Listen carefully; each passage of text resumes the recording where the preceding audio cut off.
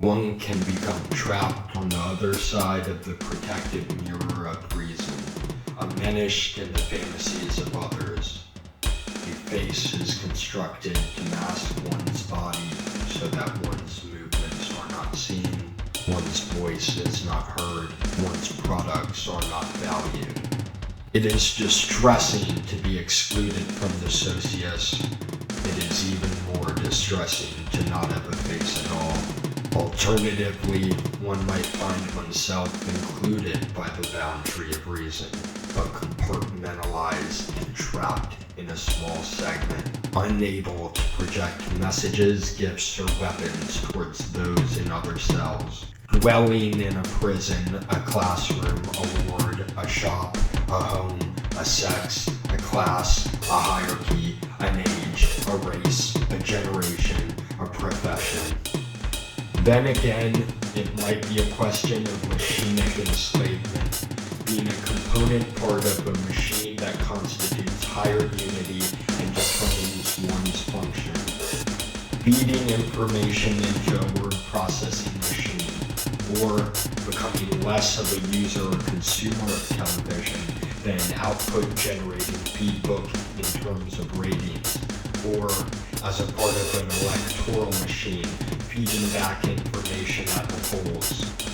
or as a part of an immigration machine feeding your statistics, your boiled down data, your race, your religion, your background to this new administration.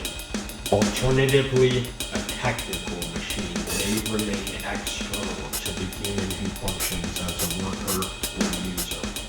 producing social subjugation by defining the dominant reality available,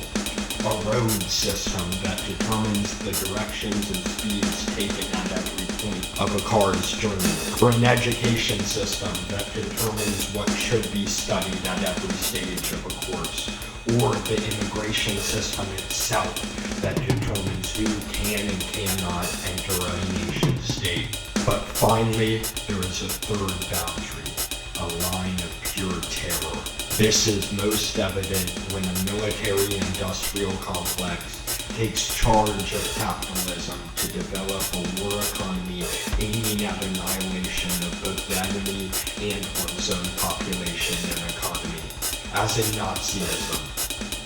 Or else, when a military-industrial complex takes charge of politics, worldwide order, and peace, producing a condition of universal terror and deterrence, as in neoliberalism.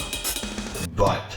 the worldwide war machine becomes all the more extensive when terror and deterrence molecularize and spread through the social field in a generalized paranoia and quest for security where each defends their rights against all. Such paranoia may crystallize a face onto race, religion, or a lifestyle, directing the full force of a war machine against any who are judged to fall on the wrong side of the boundary,